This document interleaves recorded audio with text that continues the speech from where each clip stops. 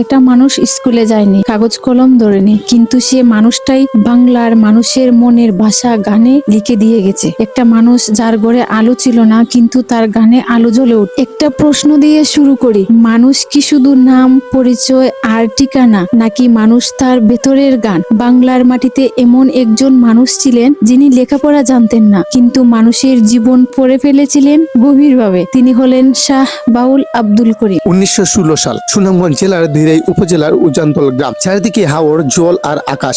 এ গ্রামেই জন্ম নেন আব্দুল করিম। দরিদ্র ছিল নিত্য সঙ্গী। স্কুলে যাওয়ার সুযোগ হয়নি, কিন্তু প্রকৃতি ছিল তার পাঠশালা। হাওরের ঢেউ, ধানক্ষেতের বাতাস, মানুষের হাসি কান্না, এইসব থেকেই তিনি শিখেছেন জীবন। ছোটবেলা থেকে করিমের মনে প্রশ্ন, আমি কে, এই দেহটা কি, মরার পর কি থাকে? এই প্রশ্নগুলো উত্তর খুঁজতেই তিনি ধরলেন গান। কোনো উস্তাদ ছিল না, কোনো মঞ্চ ছিল না, ছিল শুধু মন আর অনুভব। একতারা হাতে নিয়ে গ্রাম থেকে গ্রামে ঘুরে তিনি গেয়ে উঠতেন নিজের কথা। শাহ আব্দুল করিম ছিলেন দেহতত্ত্বের গানের সাধক। তিনি বিশ্বাস করতেন ঈশ্বর মসজিদে মন্দিরে সীমাবদ্ধ না, ঈশ্বর বাস করেন মানুষের ভেতরে। তার গানে আসে দেহ, মন, আত্মা, প্রেম, সবকিছুই।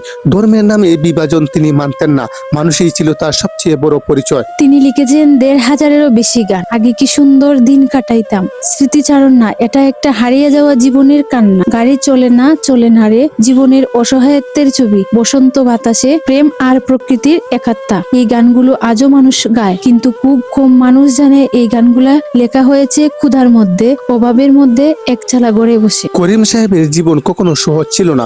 অভাব ছিল, অসুস্থতা ছিল, সমাজের অবহেলা ছিল। অনেক সময় তার গানের মূল্য দেওয়া হয়নি।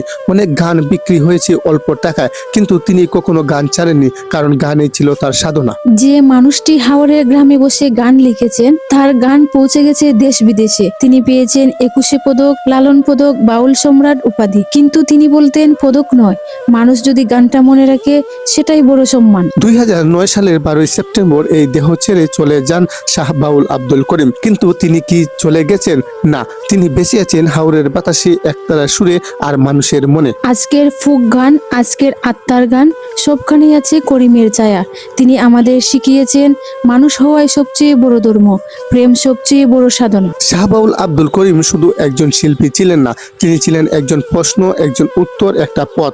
যে পথ বলে নিজেকে চিনো, মানুষকে ভালোবাসো আর মন থেকে গান গাও। এই গল্পটি ভালো লাগলে ভিডিওটি শেয়ার করুন, চ্যানেলটি সাবস্ক্রাইব করুন, কারণ আগামী পর্ব আমরা ফিরে আসব বাংলার আরেকটি জীবন, আরেকটি গল্প নিয়ে। আজ এখানেই শেষ। আল্লাহ হাফেজ।